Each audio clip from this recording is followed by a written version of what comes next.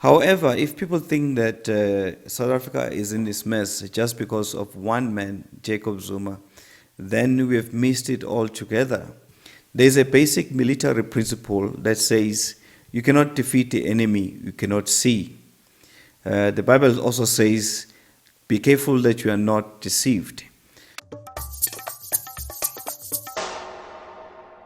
Okay, Naomi Campbell have written a letter, an open letter to the former president, Jacob Zuma. I don't know what are your thoughts, and I hope you have seen the letter, but I have a couple of things to say about the letter. So first of all, I think it's a good thing that she will stand up like that and show courage and write such a letter. I think is much needed. We need celebrities to come out and call out the government for corruption and many other problems that we see happening in our country. I think she's demonstrated her love for this country over the years and the love for Africa in general. So in her letter, she was basically rebuking the former President Zuma for the violence that we saw unfolding in the previous weeks. She was also rebuking the former president for the state capture, obviously. So these have received a lot of mixed reactions, but personally I think it's a good thing. I think many celebrities should play their role and use their voice to call out corrupt governments, not just be beneficiaries of the status quo. So it is about time that people speak up and speak out against corruption and against all leaders that are behind corruption. So obviously her letter is talking about the violence that erupted in KZN. I think she believes that President Zuma could have done something about it or to stop the violence.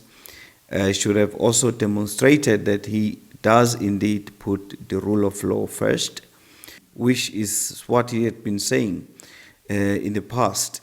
So when the opportunity came to put the law first, he didn't. So I understand where she's coming from. I understand where she's saying. I'm one of those people who really thought that the former president was going to step out and say nobody should conduct violence in his name, nobody should take a bullet for him, justice should prevail. If the court have made a judgment, then he's going to surrender himself. Nobody should conduct any violence in his name. But obviously that didn't happen for whatever reason.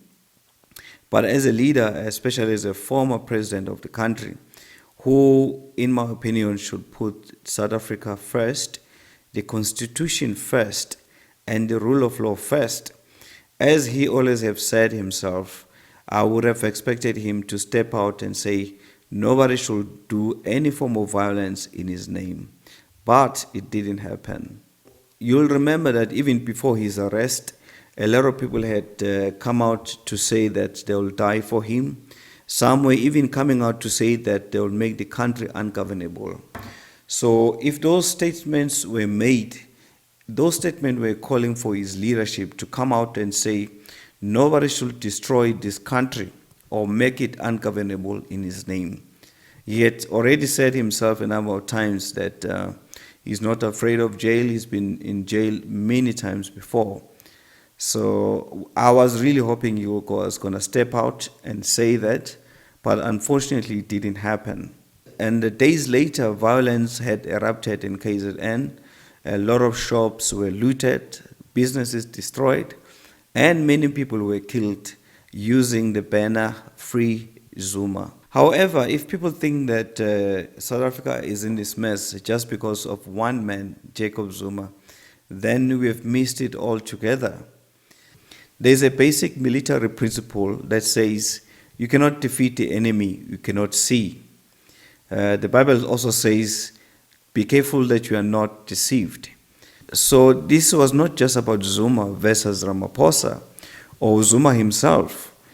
And again, corruption did not start with the former President Zuma. It also did not end with him. As we speak, we are still trying to figure out what happened to the 500 million rands that was allocated for COVID pandemic.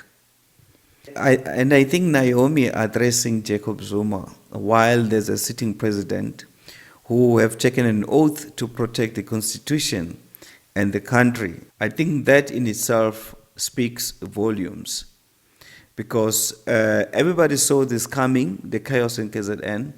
Everybody saw it coming. They warned the government of what was going to happen.